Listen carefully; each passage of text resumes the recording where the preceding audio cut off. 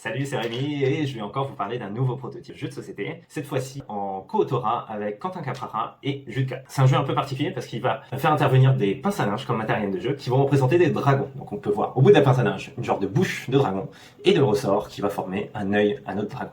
La première chose à faire, c'est de choisir une couleur de pince à linge parmi des couleurs à disposition et de mettre un de nos dragons au niveau de notre vêtement pour indiquer à tout le monde la couleur de nos dragons. C'est un jeu où il va falloir utiliser ces dragons pour attaquer des châteaux et en récolter toutes ces ressources. Pour attaquer ces châteaux, on va venir positionner nos dragons sur un des secteurs du château. Et pour savoir la récompense que l'on gagne, on retournera la carte et la valeur indiquée sera la valeur que l'on gagnera grâce à notre attaque du château. Il s'agit d'un jeu compétitif très familial qui plaît particulièrement aux enfants du fait de la thématique des dragons. On y incarne une famille de dragons assoiffés d'or et notre but sera d'être la famille de dragons la plus riche en fin de partie. Pour récupérer de l'or, c'est simple, il suffit d'attaquer des châteaux. La partie se déroule en 3 raids où on attaquera des châteaux pour en récupérer des richesses. On tirera autant de châteaux par raid que de nombre de joueurs, plus 1. Donc il s'agit ici d'une mise en place pour une partie à 3 joueurs. En commençant par le premier joueur, chaque tour on placera un dragon sur un secteur inoccupé. Une fois le raid terminé, une fois que tous les dragons auront été posés, on retournera les cartes et je récupérerai le trésor indiqué sur mes secteurs que j'occuperai avec mes dragons. Pour savoir, pour anticiper quelles sont les récompenses à l'intérieur d'un château, il suffit de regarder au centre de la carte. On sait qu'il y aura un secteur avec 0 récompense, un secteur avec 1 récompense et 3 secteurs avec 2 récompenses. Seule la répartition de ces récompenses sur des secteurs est maintenue secrète. On peut remarquer que certains secteurs possèdent des coffres.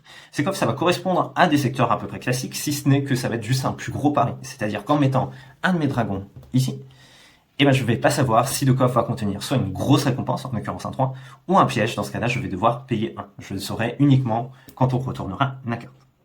On a aussi plein d'autres secteurs avec des pouvoirs qu'on va pouvoir utiliser en y mettant des dragons. Si je me mets sur un secteur avec un pouvoir, je vais forcément devoir payer 1, ce qui va me permettre d'utiliser ce pouvoir. Le pouvoir de vision va me permettre de choisir un des châteaux pour pouvoir regarder le verso de la carte. Donc il me permettra par exemple de pouvoir déterminer si les coffres sont bien des pièges ou des récompenses et pouvoir noter par exemple la répartition des secteurs avec des récompenses des plus élevées.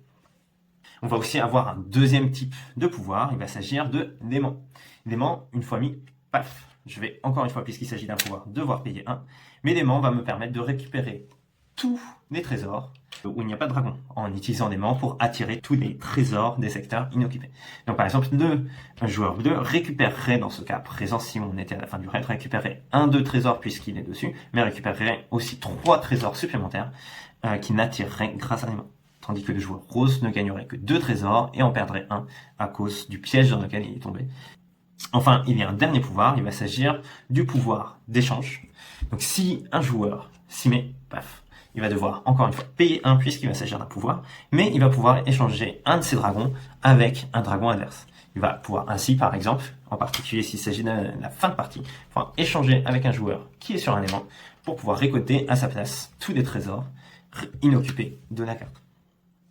Voilà, j'ai à peu près tout dit. Chaque raid va se terminer une fois que tous les dragons de tous les joueurs ont été posés. Le raid est alors terminé.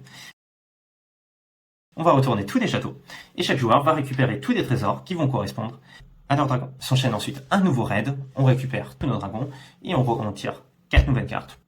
Et voilà. C'est tout pour ce jeu. La partie se termine au bout de 3 raids. La plus riche famille de dragons, à la fin, gagne la partie.